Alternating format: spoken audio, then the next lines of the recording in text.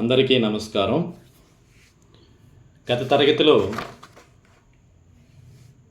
9వ తరగతి గద్య భాగంలో 6వ పాఠం నా చదువు ఈ పాఠానికి సంబంధించి చదవండి, చర్చించండి అనే అంశంలో శిఖామణి రాసినటువంటి మువ్వల చేతిగర్ర, అలాగే పాఠ్యాంశ ఉద్దేశం, నేపథ్యం, ప్రక్రియ, రచయిత్ర పరిచయం ఇవన్నీ చూసాం.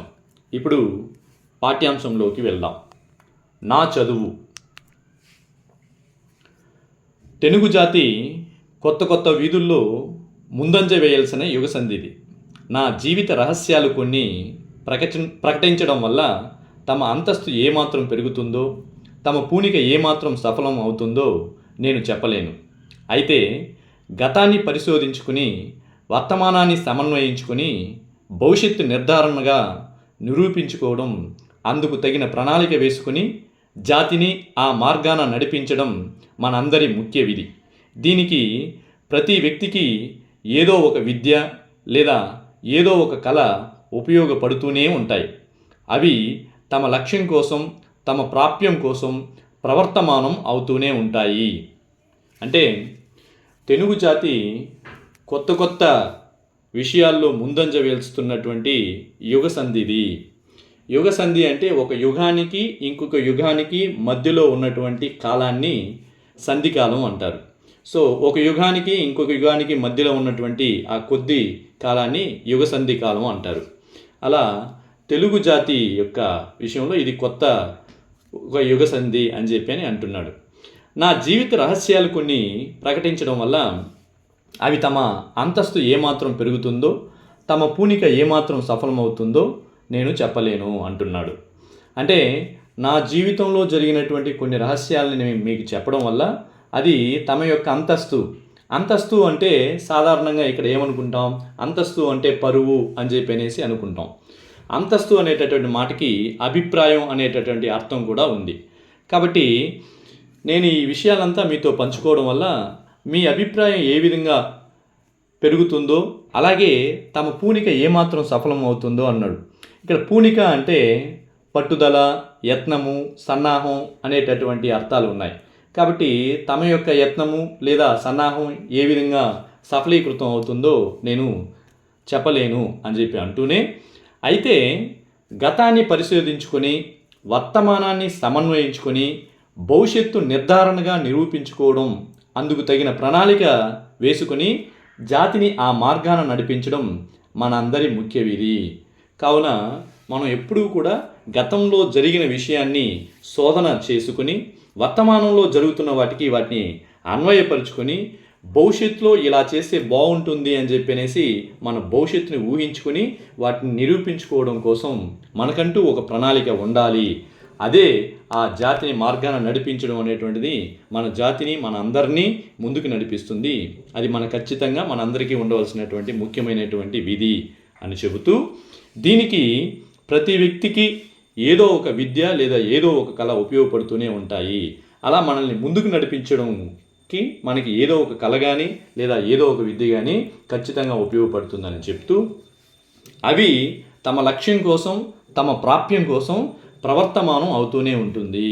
కాబట్టి ఈ విధంగా గతాన్ని శోధించుకొని వాటిని వర్తమానంతో అన్వయించుకొని భవిష్యత్తుకి సంబంధించిన ప్రణాళిక వేసుకుని ఇలా చేయడం అనేది ఏం చేస్తాయి, ప్రతి ఒక్క మానవుని యొక్క లక్ష్యాన్ని, తాను చేరాలనుకున్నటువంటి విషయాన్ని, అలాగే తన ప్రాప్యం అంటే పొందదగినది అనేసి తన యొక్క లక్ష్యాన్ని, తను చేరదగిన దాన్ని, తను పొందదగిన దాని కోసం ప్రవర్తమానం అవుతూనే ఉంటుంది. ప్రవర్తమానం అంటే గడుస్తున్నటువంటి కాలం. సో ఇలా చేసుకోవడం వల్ల ప్రవర్తమానం అనేటువంటిది అంటే ప్రస్తుతం జరుగుతున్నటువంటి కాలం సఫలం అవుతుంది అని వివరించాడు. ఇక రెండో పేరాలో చూస్తే, అభివృద్ధి కోసం పాటుపడే వ్యక్తి తన ప్రాప్యం మరిచిపోడు, తన లక్ష్యం మార్చుకోడు, తన దృక్పథం మళ్లించుకోడు, తన ప్రణాళికను చింపేసుకోడు, తన సాధన విరమించుకోడు, తన దీక్ష విడిచిపెట్టుకోడు, తన ఏకాగ్రత చెరుచుకోడు. ఇందుకు నిద్రాహారాలు కరువైపోని, ప్రాణభయమే తటస్థించని అడుగు మాత్రం ముందుకు వేస్తాడు. నిశ్చలంగా చివరికి జయమా అపజయమా అంటే అది వేరే సంగతి. కానీ సంకల్పం, నిశ్చయం, సహనం, దీక్ష, ఏకాగ్రత ఇవి అతని ప్రతి అడుగులో, ప్రతి కదలికలో అచ్చుకట్టి ఉంటాయి. ఊపిన్ని ఉడికిస్తాయి ముందుకి. అదిగో ఆ వికారాల విసురులే అనుభవాలు, ఆ అనుభవాల నీడలే జ్ఞాపకాలు. వాటిలో కొన్నింటిని చూద్దాం. ఈ విధంగా అభివృద్ధి కోసం ఎప్పుడు అభివృద్ధిని కాక్షించేటటువంటి వ్యక్తి, అభివృద్ధి మార్గాన నడవాలి అనుకునేటటువంటి వ్యక్తి తాను తన ప్రణాళికతో పొందదగిన ప్రాప్యం, అంటే ఇందాకే మనం చెప్పుకున్నాం పొందదగిన అని చెప్పనేసి, అలా పొందదగిన విషయాన్ని ఎప్పటికీ మర్చిపోడు. అలాగే తన లక్ష్యాన్ని కూడా ఎప్పటికీ మార్చుకోడు. అలాగే తన దృక్పథం మళ్లించుకోడు. దృక్పథం అంటే తన పయనించేటటువంటి మార్గం, ఆ మార్గాన్ని కూడా ఎప్పటికీ మార్చుకోడు. తన ప్రణాళికను చింపేసుకోడు. అంటే తను వేసుకున్నటువంటి ప్రణాళిక ఏదైతే ఉందో వాటిని వదిలిపెట్టడు. తన సాధన విరమించుకోడు. తాను ఏ మార్గాన, ఏ విధంగా, ఏ లక్ష్యంతో వెళుతున్నాడో దానికి ఒక రకమైనటువంటి సాధన ఉంటుంది, అంటే చేసేటటువంటి విధానం. ఆ విధానాన్ని కూడా ఎలాంటి పరిస్థితుల్లోనూ వదిలిపెట్టడు. తన దీక్షను విడిచిపెట్టుకోడు. దీక్ష అంటే ఒక క్రమ పద్ధతిలో చేసేటటువంటి, ఒక లక్ష్యం కోసం ఒక క్రమ పద్ధతిలో చేసేటటువంటి తన ప్రయత్నం. ఆ ప్రయత్నాన్ని ఎట్టి పరిస్థితుల్లోనూ వదిలిపెట్టడు. తన ఏకాగ్రతను చేర్చుకోడు. తాను ఆ పనిని సాధించడం కోసం సంయమనంతో చాలా పకడ్బందీగా ఏర్పాటు చేసుకున్నటువంటి ఆ సమాయత్తాన్ని కూడా చేర్చుకోడు. ఇలా ఇందుకు నిద్రాహారాలు కరువైపోయినా, ప్రాణం మీదకే వచ్చినా కూడా అడుగు మాత్రం ముందుకే వేస్తాడు కానీ వెనకడుగు వేయడు. నిశ్చలంగా ఉంటాడు. చివరికి అది విజయం సాధించని, అపజయం కలిగని అది వేరే సంగతి. అయినా తాను చెయ్యాలనుకున్నటువంటి పనిని మాత్రం ఎలాంటి పరిస్థితుల్లో సంకల్పాన్ని, నిశ్చయంగా ఉండడాన్ని, తన సహనంగా ఉండడాన్ని, దీక్షను, ఏకాగ్రతను ఇవి ప్రతి చోట, ప్రతి సందర్భంలో, ప్రతి అడుగులో, ప్రతి కదలికలో అతనికి అచ్చుకట్టు ఉంటాయి. ఇలా ఏర్పరచుకున్నటువంటి మనిషి తన ఊపిన్ని ఉరికిస్తాయి ముందుకి. ఇలా తన సంకల్పంతో, తన దీక్షతోటి, తన సహనంతో, తన ఏకాగ్రతతోటి తన లక్ష్యం కోసం పరిగెడుతున్నటువంటి మనిషిని ఇంకా ఇంకా ముందుకు పరిగెత్తేలా చేస్తాయి. అదిగో ఆ వికారాల విసురులే అనుభవాలు. ఒకవేళ ఇలా జరుగుతున్నప్పుడు తనకి ఏదైనా అపజయం, అంటే వికారాలు అంటే సాధారణంగా రోగం అంటాం, లేదా ఇంకా అర్థం అపహాస్యము, లేదా చెడు అనుభవాలు, లేదా అపజయం అని చెప్పి అనుకోవచ్చు. అలా జరిగినప్పుడు వచ్చేటటువంటి ఆ వికారాల విసురులే, ఇలా అపజయం కలిగినప్పుడు వచ్చేటటువంటి అనుభవాలు ఏవైతే ఉంటాయో ఆ అనుభవాలే, ఆ నీడలే, జ్ఞాపకాలు కొన్ని మనల్ని ముందుకు నడిపించి విజయం వైపు సాధిస్తాయి. అలాంటి రచయిత యొక్క జ్ఞాపకాల్లో కొన్ని అనుభవాలు ఇప్పుడు చూద్దాం అని చెప్పనేసి వివరిస్తున్నాడు. ఇక తదుపరి గద్యం. పొలుమూరిలోనే నా పుట్టుక. మా నాయనగారు లక్ష్మీపతి సోమయాజులు గారు. వీరు వేదం, జ్యోతిష్యం క్షుణ్ణంగా అభ్యసించినవారు. ధర్మశాస్త్రంలో పారంగతులు, మంత్రశాస్త్రంలో దీక్షాపరులు. మా అమ్మగారు మహాలక్ష్మి. నా బాల్యం అంతా మా గ్రామంలోనే గడిచింది. మా నాన్నగారు ఇంట్లో ఉండినంతసేపు కదలకుండా కూర్చోవడం, వారి దగ్గర జ్యోతిష్యం, వేదాలు నేర్చుకుంటూ ఉండడం, వారిల్లు కదిలారా ఊళ్ళోకి ఉడాయించడం, స్నేహితులతో ఆడుకోవడం, ఇలా నా విద్యాభ్యాసం చిన్నతనంలోనే జరిగిపోయింది. అంటే పొలుమూరు అంటే రామచంద్రాపురం తాలూకాలో పొలుమూరులో నా పుట్టుక. మా నాయనగారు లక్ష్మీపతి సోమయాజులు గారు. అలాగే వీరి తల్లి పేరు మహాలక్ష్మమ్మ. లక్ష్మీపతి సోమయాజుల యొక్క వ్యాసంగం ఏంటంటే వారు వేదం, జ్యోతిష్యంలో క్షుణ్ణంగా దాన్ని అభ్యసించారనమాట. ధర్మశాస్త్రంలో పారంగతులు అంటే ప్రావీణ్యం కలిగినటువంటి వాళ్ళు, నిష్ణాంతులు అని చెప్పనేసి అర్థం. సో ధర్మశాస్త్రంలో అద్భుతమైనటువంటి ప్రావీణ్యత కలిగినటువంటి వ్యక్తి అని చెప్పనేసి. అలాగే మంత్రశాస్త్రంలో దీక్షాపరులు. మంత్రశాస్త్రంలో దీక్ష అంటే ఆచారంతో చేసేటటువంటి దాన్ని దీక్ష అనేసి, అలా ఆచారంతో చేసేటటువంటి ఆ పనుల్ని దీక్షాపరులు ఎవరైతే చేస్తారో వాళ్ళని దీక్షాపరులు అంటారు. అంటే మంత్రశాస్త్రాన్ని చెప్పడంలో కానీ, నేర్పించడంలో కానీ, అవతల వ్యక్తికి చెప్పేటటువంటి అప్పుడు కానీ చాలా దీక్షతో చెబుతారు, చాలా నిర్దిష్టమైనటువంటి నియమ నిబంధనలతో చెబుతారు అని చెప్పి అని అర్థం. వాళ్ళ అమ్మగారు మహాలక్ష్మి. నా బాల్యం అంతా మా గ్రామంలోనే గడిచింది. రచయిత యొక్క గ్రామంలోనే అతని బాల్యం అంతా కూడా గడిచింది. అలాగే వాళ్ళ నాన్నగారు ఇంట్లో ఉండినంతసేపు ఆయన ఎక్కడికి వెళ్లకుండా కూర్చోవడం, వారి దగ్గరే తండ్రి దగ్గరే జ్యోతిష్యం వేదాలు నేర్చుకుంటూ ఉండడం, వాళ్ళు ఏదైనా పని మీద తండ్రి గారు అటు కదిలారా ఇక ఊళ్ళోకి ఉడాయించడం అంటే ఏంటంటే చేస్తున్నటువంటి పనిని మధ్యలోనే వదిలిపెట్టి వెళ్ళిపోవడం అని చెప్పిన అర్థం. సో అలా ఊళ్ళోకి వెళ్ళిపోయేసి స్నేహితులతో ఆడుకోవడం, అలా స్నేహితులతో కలిసి ఇలా ఆడుకుంటూ ఇలా తన చిన్నతనంలో తన విద్యాభ్యాసం ఈ విధంగానే జరుగుతూ ఉండేది అని చెప్పని రచయిత ఇక్కడ మనకి వివరిస్తున్నారనమాట. తదుపరి గద్యం. నా విద్యాభ్యాసంలో భాగంగా కావ్య పాఠం కోసం పొరుగురుకు తప్పనిసరిగా వెళ్ళవలసి వచ్చింది. మా అమ్మగారి దగ్గర గారాబం, మా పెద్దన్న గారి దగ్గర అతి చనువు, ఊరి నిండా స్నేహితులు, సహజంగా ఆటలంటే మిక్కిలి మక్కువ. నా సంగతి ఇలా ఉండగా మా కుటుంబం తరచూ ఆ ఊరు ఈ ఊరు వెడుతూ ఉండడం, ఇన్ని కారణాల వల్ల ఇంట్లో నాకు సాహిత్యం అబ్బదని ఇది ఇలా నిర్ధారణ చేశారు మా నాయనగారు. పొరుగుళ్ళంటే కొంచెం కూడా భయం లేదు నాకు. ఎందుకంటే 2 దినాల్లోనే ఆ ఊరిలో నా వయసు గాళ్ళతో జత కట్టేసుకోగలను. కానీ చదువు కోసమే అయినా ఆ వయసులో ఆ స్థితిలో నేను పొరుగుళ్ళు వెళ్ళడం ఏమాత్రం ఇష్టం లేదు మా అమ్మగారికి. ఇలా ఈ గద్యంలో నాకు విద్యాభ్యాసంలో భాగంగా కావ్య పాఠం అంటే కావ్యాల గురించి చదువుకోవడం, కావ్యాలు కొన్ని ముఖ్యమైనటువంటి కావ్యాలు వాటిని చదువుకోవడం కోసం పొరుగురుకు ఖచ్చితంగా వెళ్ళాల్సినటువంటి పరిస్థితి రచయితకు ఏర్పడింది. దానికి కారణం ఏంటంటే వాళ్ళ అమ్మగారి దగ్గర బాగా గారాబం అంటే ఎక్కువ ప్రేమ కలిగి ఉండడం. అలాగే మా పెద్దన్న గారి దగ్గర రచయిత యొక్క పెద్దన్న గారి దగ్గర ఎక్కువగా చనువు. అలాగే ఊరి నిండా స్నేహితులు. సహజంగా ఆటలంటే ఈయనకి బాగా విపరీతమైనటువంటి ఇష్టం కాబట్టి ఈ సంగతి అంతా మరి తెలిసినటువంటి వీళ్ళ నాన్నగారు ఈ కుటుంబము వీయే కాకుండా ఈ కుటుంబం తరచూ అప్పుడప్పుడు ఆ ఊరు ఈ ఊరు అని చెప్పనేసి వెళుతూ ఉండడం వల్ల ఈ కారణాలంతా తెలిసి వీడికి ఇలా చదువు అబ్బదు, సాహిత్యం అబ్బదని చెప్పి నిర్ధారణకి వచ్చినటువంటి మా నాన్నగారు పొరుగుల్లో ఉంటే కొంచెము వీడు నేర్చుకుంటాడు, కావ్యపాఠం నేర్చుకుంటాడని చెప్పనేసి అభిప్రాయం కలిగింది ఆయనకు. అయితే నాకు మాత్రం పొరుగురు అంటే కొద్దిగా కూడా భయం లేదు. ఎందుకంటారా, నేను 2-3 రోజుల్లోనే నా వయసు గాలతో ఈజీగా నేను జత కట్టేసుకోగలను, అంటే వాళ్ళతో స్నేహం ఏర్పరచుకోగలను. అందుకని నాకు ఇబ్బంది ఏమి లేదు అని చెప్పనేసి రచయిత అనుకుంటున్నాడు. కానీ చదువు కోసమే అయినా ఆ వయసులో ఆ పరిస్థితుల్లో నేను పొరుగు వెళ్ళడం మా అమ్మకి ఏమాత్రం కూడా కొంచెం కూడా ఇష్టము లేదు అని చెప్పనేసి రచయిత ఇక్కడ పేర్కొంటున్నాడు.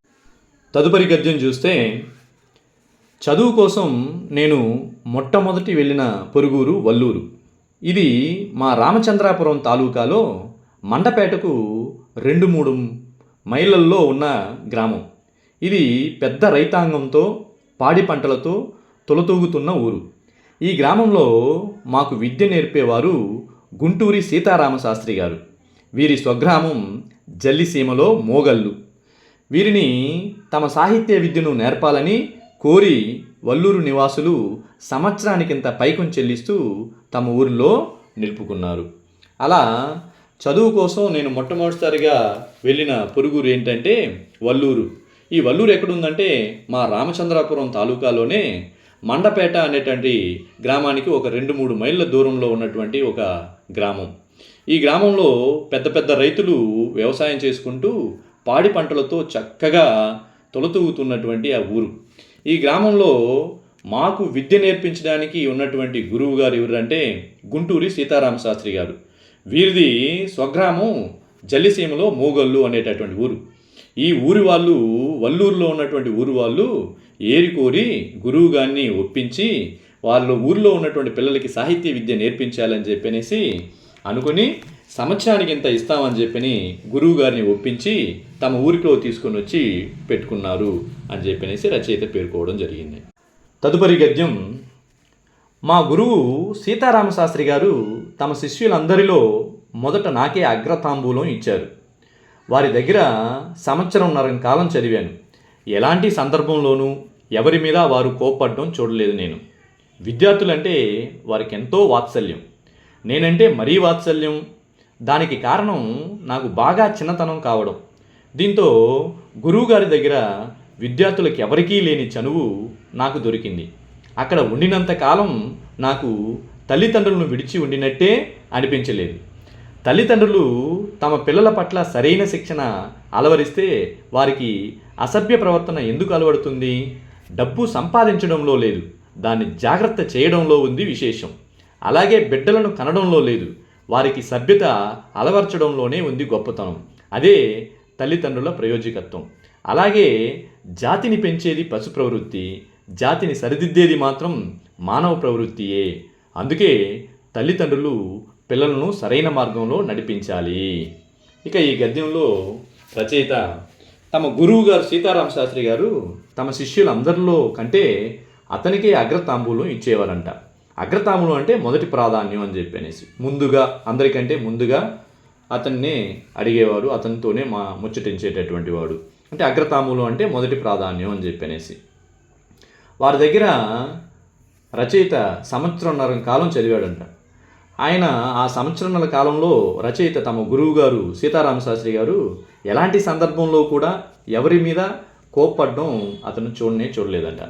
విద్యార్థులంటే చాలా చాలా ఇష్టం, వాత్సల్యం అంటే కుమార ప్రేమ, పుత్రుల మీద ఎలాంటి ప్రేమ చూపిస్తారో అలాగే శిష్యుల మీద కూడా చూపించేవారంట.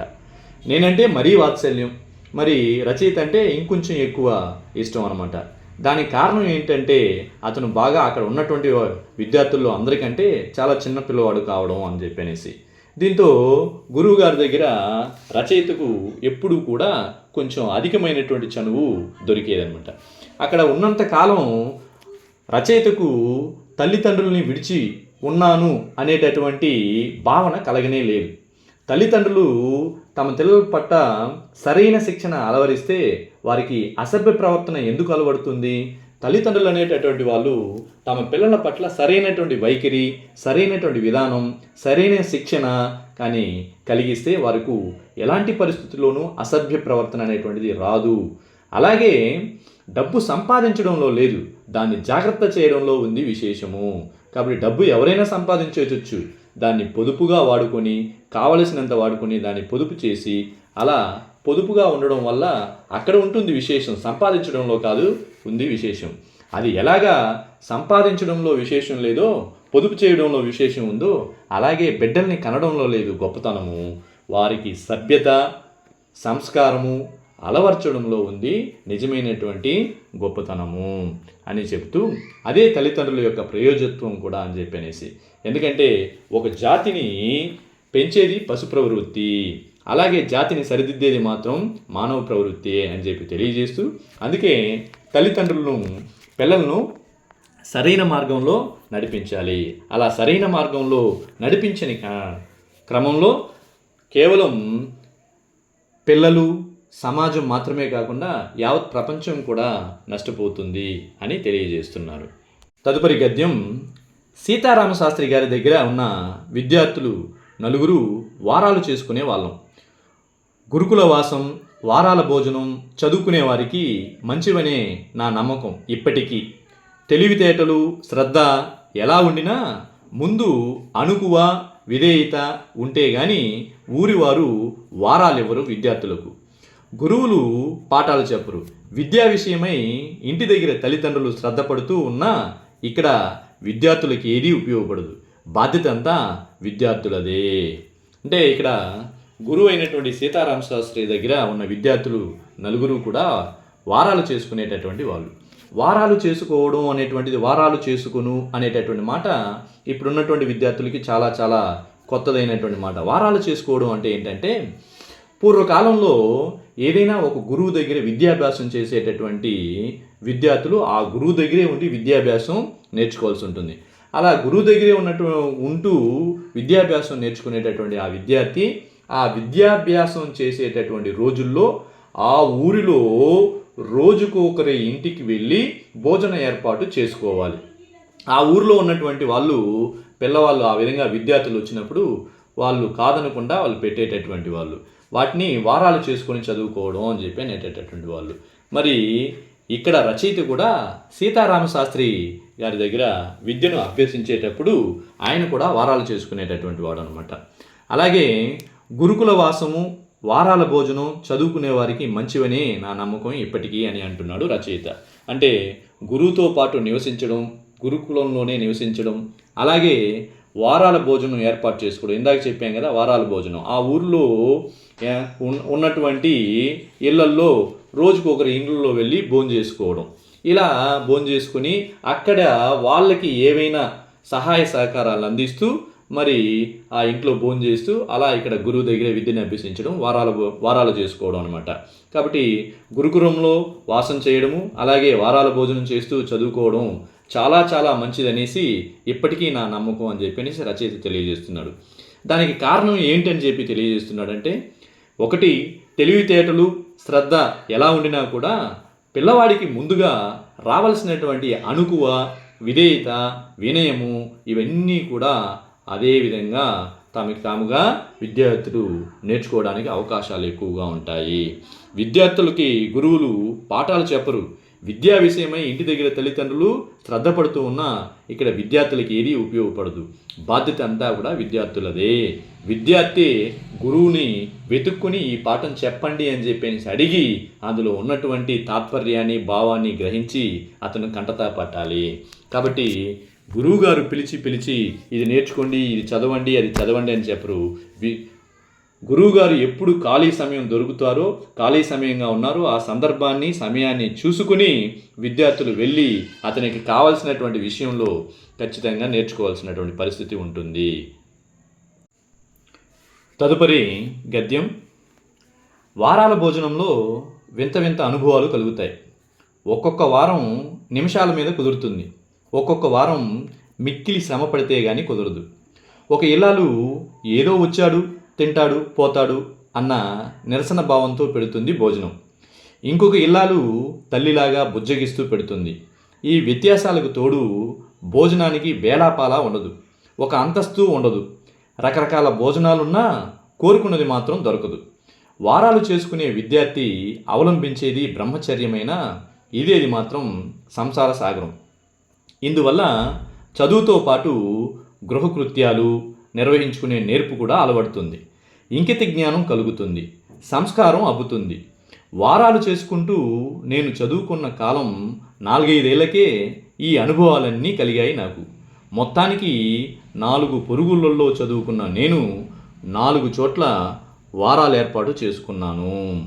ఇక్కడ రచయిత ఈ గద్యంలో వారాల భోజనం చేసుకుంటూ చదివేటటువంటి విద్యార్థులకి వింత వింత అనుభవాలు కలుగుతాయని చెప్తున్నాడు.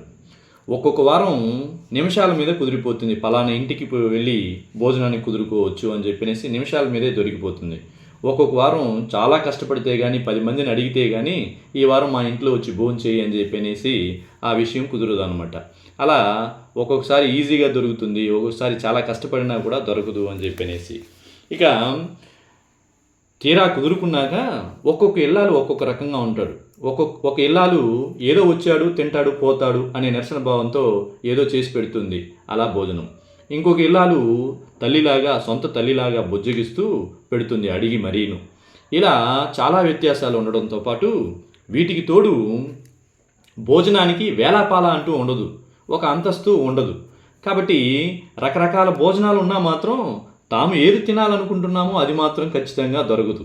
వారాలు చేసుకునేటటువంటి విద్యార్థికి అవలంబించేది బ్రహ్మచర్యమైనా కానీ, అంటే బ్రహ్మచర్యం పాటిస్తూ చదువుకుంటారనే మాటే కానీ సంసారం అనేటువంటి సాగరాన్ని ఎంత కష్టం ఈదడం అనేటువంటిది ఎంత కష్టమో అంతకంటే రెట్టింపు కష్టం ఈ వారాల భోజనాలు చేసుకుంటూ చదువుకోవడం అనేటువంటిది.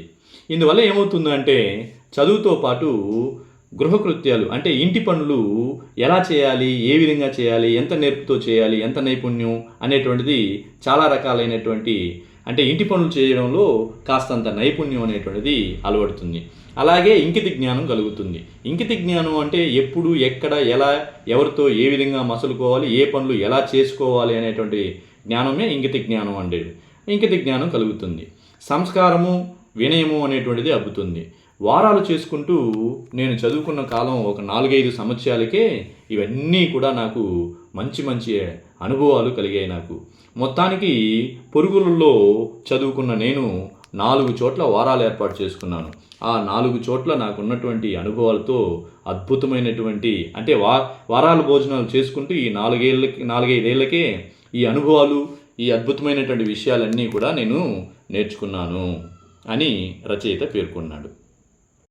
ఇక తదుపరి గద్యం. వల్లూరులో నేను సూర్యోదయం మునిపే మేలుకోవాలి, స్థండిల సయ్య విడిచి లేచిపోవాలి. ఎంత బద్ధకంగా ఉండినా కాలకృత్యాలు తీర్చుకోవడం తడువుగా నా చెంబు నేనే తోముకోవాలి. చన్నీళ్లతో స్నానం చేసి నా బట్టలు నేనే ఉతుక్కోవాలి, ఆరవేసుకోవాలి. వాటిని జాగ్రత్త చేసుకోవాలి. పాత పాఠాలు చింతన చేసుకోవాలి, అది మరుపు రాకుండా వల్లించుకోవాలి. కొత్త పాఠం స్వయంగా చూచుకొని క్రమం ఏర్పరచుకోవాలి, అది గురువుగారి వీలు కనిపెట్టి చెప్పించుకోవాలి. స్త్రీలు వంట ప్రయత్నాలు ప్రారంభించక పూర్వమే వెళ్ళి వారం చెప్పుకోవాలి. వేళ కనిపెట్టుకుని మళ్ళా రాత్రి భోజనం చేయాలి. వెంటనే పడుకుని నిద్రపోవడం కుదరదు. దేహాలి దత్త దీపం దగ్గర కూర్చుని చదువుకోవాలి. ఇంటి వారికి చిరాకు పుట్టకుండా గట్టిగానో మెల్లగానో చదువుకోవాలి. ఇంట్లో అయితే అర్ధరాత్రి అయినా ముసుగు తన్నుకునే ఉండి అమ్మను లేపి గద్దించి తెమ్మనొచ్చు. అక్కడ మాత్రం రాత్రి వేళ దాహం కావచ్చు కనుక ముందే జాగ్రత్త పడి సిద్ధంగా ఉంచుకోవాలి మంచినీళ్ళ చెంబు. ఆ మంచినీళ్ళ చెంబు నిద్రమత్తులో ఒత్తిగిల్లడంలో చేతికో కాలికో తగిలి నీళ్లు ఒలికిపోతే పడుకున్న చాప మీద గావంచ ముసుగు పెట్టుకుని దుప్పటి తడిసిపోకుండా ఉండేటట్టు జాగ్రత్త పడాలి. మరి ఈ గద్యంలో వల్లూరులో ఈయన మొట్టమొదటిసారిగా వారాల భోజనం చేస్తూ గురుకులంలో చదువుకుంటున్నారు, గురువాసం చేస్తూ అక్కడే చదువుకుంటున్నాడు సీతారామ శాస్త్రి దగ్గర అని చెప్పని రచయిత ఇంతకు ముందే మనం చెప్పుకున్నారు.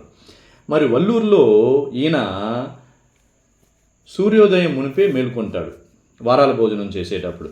అక్కడ సూర్యోదయం ముందరే మేల్కొనేసి స్థండిల సయ్య అని చెప్పి అంటే స్థండిల సయ్య అంటే ఏమిటంటే అరుగు ఏదైతే ఉంటుందో ప్రతి ఇంటికి ఒక అరుగు ఉంటుందన్నమాట. ఆ అరుగు మీద ఏదో చిన్న వస్త్రం, గుడ్డ లాంటి వస్త్రం పరుచుకొని అక్కడ నిద్రపోతారు. అది వెంటనే ఆయన నిద్ర లేచిన వెంటనే వాటన్నిటినీ విడిచి లేచిపోవాలి.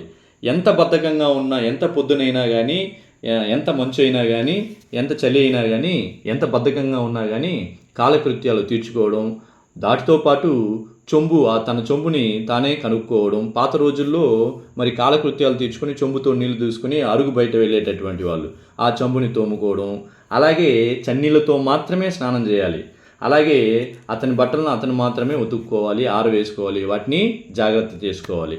ఇవన్నీ అయిన తర్వాత ఇక గురువులు పాత పాఠాలుని చింతన చేసుకోవాలి, వాటిని గుర్తు చేసుకొని అది మరుపు రాకుండా వల్లించుకోవాలి. అంటే అది మరుపు రాకుండా 1-2 సార్లు మనసులోనే వల్ల వేసుకోవాలి. అలాగే కొత్త పాఠం స్వయంగా చూసుకొని, ఇక కొత్త పాఠం ఏవైతే ఉన్నాయో వాటన్నిటిని స్వయంగా మనమే చూసుకొని వాటికి ఒక క్రమం ఏర్పరచుకోవాలి. ఇది ముందు చెప్పుకోవాలి, ఇది ముందు, ఆ తర్వాత ఇది అని చెప్పనేసి ఒక క్రమాన్ని ఏర్పరచుకోవాలి. అది గురువుగారు ఎప్పుడైతే ఖాళీగా ఉంటారో వాటిని కనిపెట్టుకొని అప్పుడు చెప్పించుకోవాలి. ఇవన్నీ అయితే సరిపోతుందా అనుకుంటే స్త్రీలు వంట ప్రయత్నాలు ప్రారంభించక పూర్వమే వెళ్ళి వారం చెప్పుకోవాలి. అంటే ఈరోజు మీ ఇంటికి నేను భోజనానికి వస్తున్నాను, మీకు సమ్మతమేనా అని చెప్పనేసి చెప్పుకోవాలి. అలా ఒకవేళ లేట్ అయిందా, వాళ్ళ ఇంట్లో నలుగురుంటే ఆ నలుగురికి మాత్రమే వంట చేసుకునేటటువంటి వాళ్ళు. అలా వంట చేయడం స్టార్ట్ అయిపోయిందంటే ఆ తర్వాత వెళ్తే వీళ్ళ కోసం ప్రత్యేకంగా వండేటటువంటి పరిస్థితి ఉండదు. కాబట్టి స్త్రీలు వంట ప్రయత్నాలు ప్రారంభించడానికి పూర్వమే నేను ఈరోజు వారాలకి మీ ఇంటికి వస్తున్నాను అని చెప్పనేసి చెప్పుకోవాలి. అలా అది కుదురుకున్న తర్వాత వేళ కనిపెట్టుకుని మళ్ళా రాత్రి భోజనం చేయాలి. ఏ వేళలో పడితే ఆ వేళలో పోయేసి రాత్రిలో భోజనం చేయడానికి ఉండదు. వేళ కనిపెట్టుకుని వాళ్ళు పిలిచేటప్పుడు వెళ్ళి భోజనం చేయాలి. వెంటనే పడుకొని నిద్రపోవడం కుదరదు. అలా తిన్నామా ఇంక పడుకుని నిద్రపోయినామా అనేటువంటి విషయం కూడా కుదరదు. దేహాలి దత్త దీపం దగ్గర కూర్చొని చదువుకోవాలి. దేహాలి దత్త దీపం అనేటటువంటి మాట మనకి కొత్త మాట అనమాట. దేహాలి దత్త దీపం అంటే ఏంటంటే అరుగు మీద పెట్టేటటువంటి, అరుగుకి ఇటు ఇంటికి రెండిటికి వెలుగు వచ్చే విధంగా పాత రోజుల్లో ఏం చేసేటటువంటి వాళ్ళంటే ఇటు అరుగుకి అలాగే ఇంటికి రెండిటికి బాగా కలిసి వచ్చే విధంగా ద్వారబంధనం దగ్గర పెట్టేటటువంటి దీపం, ఆ ద్వారబంధనం మీద పెట్టేటటువంటి దీపాన్ని దేహాలి దత్త దీపం అంటారు. అంటే ఈ ద్వారబంధనం మీద పెట్టేటటువంటి దీపం ఏమవుతుందంటే ఇటు ఇంటికి బయట ఉన్నటువంటి అరుగు వీధికి, అలాగే ఇంటి లోపల కూడా రెండిటికి వెలుగు వస్తుంది. అలా దేహాలి దత్త దీపం దగ్గర కూర్చొని చదువుకోవాలి. చదువుకోవడం అంటే మనకి ఇష్టం వచ్చినట్లు చదువుకోవడం కాదు. ఇంటి వారికి చిరాకు పుట్టకుండా గట్టిగానో మెల్లగానో చదువుకోవాలి. ఇంట్లో అయితే అర్ధరాత్రి అయినా ముసుగు తన్నుకుని ఉండి మనకి ఏ అవసరం వచ్చినా అమ్మని గద్దించి లేపి తెమ్మనొచ్చు. ఇక్కడ వారాల భోజనం చేసేటప్పుడు ఆ విధంగా అంతా కుదరదు. రాత్రి వేళల్లో మనకి దాహం కావచ్చు. కాబట్టి ముందుగానే జాగ్రత్త పడి సిద్ధంగా ఉంచుకోవాలి మంచినీళ్ళ చెంబు. ఆ మంచినీళ్ళ చెంబును కూడా పడుకునే చోటికి కాస్తంత దూరంగా పెట్టుకోవాలి. రాత్రిలో నిద్రపోతూ నిద్రమత్తుల్లో కాళ్ళు చేతులు తగలడం వల్ల అది నీళ్లు ఒలికిపోసిందా చాప మొత్తం తడిసిపోతుంది. చాప మీద గావంచ అనేది కూడా కొత్త పదం. గావంచ అంటే ఏంటంటే తుండుగుడ్డ, తువాలు లేదా నడుముకు కట్టుకునేటటువంటి కొల్లాయి అనేదాన్ని గావంచ అంటారు. అంటే తుండు తువాలు లాంటిది అనుకోవచ్చు. అలా గావంచ, ముసుగు పెట్టుకుని దుప్పటి అన్నీ కూడా తడిసిపోకుండా జాగ్రత్తగానే మనం మసులుకోవాల్సి ఉంటుంది అని చెప్పనేసి ఈ గద్యంలో రచయిత చెబుతూ ఉండడం జరిగింది. తదుపరి గద్యం, ఇలా రాత్రివేళ ఎన్ని అమంతరాలున్నా ఉదయం చెప్పుకున్న కొత్త పాఠాన్ని వల్లించుకోవడానికి మధ్యాహ్నం వేళ తడువుగా పోయి దేవాలయం గోపురంపై అంతస్తులో కూర్చునేవాణ్ణి. ఏమిటో కలలు కంటూ నేను. నా చదువుకు, నా కలలకు, నా కల్పనలకు వేదిక మాత్రం ఆ గోపురమే. అక్కడి నుంచి చూస్తే ఎదుటిగా వరుసగా విరగబూసిన బొగడి చెట్ల శిఖరాలు, ఎడమ వైపున ముడుచుకుపోయిన కలవలతో నిండిన కోనేరు, వెనుక చిరుగంటలతో ధ్వజస్తంభాగ్రము, మిలమిలా మెరిసే పసిడి కుండలతో దేవాలయ శిఖరమును, కుడివైపున చేతికందేటట్టు నిండైన గెలలతో అలంకరించే కొబ్బరి చెట్ల తలలు, ఇలా ఆ పరిసరాలు చదువుకు అనుకూలంగా ఉండేవి. దీనికి సాయంగా అక్కడ 4 వైపుల నుంచి కమ్మని గాలి రివ్వున వీచేది. మధ్య మధ్య మాత్రం గబ్బిలాల కంపుతో కలుషితం అయ్యేది. నా పట్టణానికి రచనకు అనుకూలమైన ఆ గోపురం దిగడం అంటే నాకెంతో బాధగా ఉండేది. కానీ సూర్యాస్తమయం కాగానే దిగక తప్పేది కాదు. అలా రచయిత ఈ గద్యంలో రాత్రివేళ ఎన్నో రకాలైనటువంటి ఆటంకాలు, ఇబ్బందులు ఉన్నా కూడా ఉదయం చెప్పుకున్నటువంటి ఒక కొత్త పాఠాన్ని వల్లించుకోవడం కోసం మధ్యాహ్నం వేళ ఏం చేశా అంటే అదే పనిగా పోయి దేవాలయం గోపురం పై అంతస్తుల్లో కూర్చునేవాడిని. నాకే తెలియకుండా నాలో కలలు కంటూ ఆ గోపురం పైన కూర్చుంటూ కలలు కంటూ ఉంటాను నేను. నా చదువుకు, నా కలలకు, నా కల్పనలు అంటే ఊహలకు, వాటన్నిటికీ వేదిక మాత్రం, స్థానం మాత్రం ఆ గోపురమే.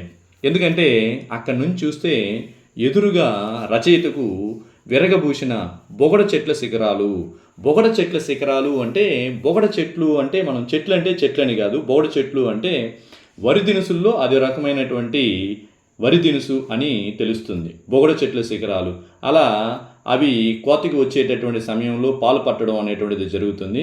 అప్పుడు ఆ పూత, ఆ చిగురు అవన్నీ కూడా ఉంటాయి. కాబట్టి ఆ వరి దినుసుల యొక్క శిఖరాలు, పై చెట్ల యొక్క వరుసలు, ఎడమ వైపున ముడుచుకుపోయిన కలువలతో నిండి ఉన్నటువంటి కోనేరు, ఎడమవైపునేమో ముడుచుకుపోయి ఉన్నటువంటి కలువలతో నిండినటువంటి కోనేరు, వెనుక చిరుగంటలతో ధ్వజస్తంభాగ్రము, వెనుక భాగంలో ఏమో ఆ గోపురానికి వెనుక భాగంలో ఏమో గంటలు మోగుతూ ఉండేటటువంటి ధ్వజస్తంభం యొక్క అగ్రము, అలాగే మిలమిలా మెరిసే పసిడి కుండలతో దేవాలయ శిఖరమును, అలాగే మిలమిలా మెరుస్తూ ఉన్నటువంటి బంగారు కాంతితో మెరుస్తున్నటువంటి దేవాలయ శిఖరం, కుడివైపున చేతి కండేటట్టు నిండైన గెలలతో అలరించే కొబ్బరి చెట్ల తలలు.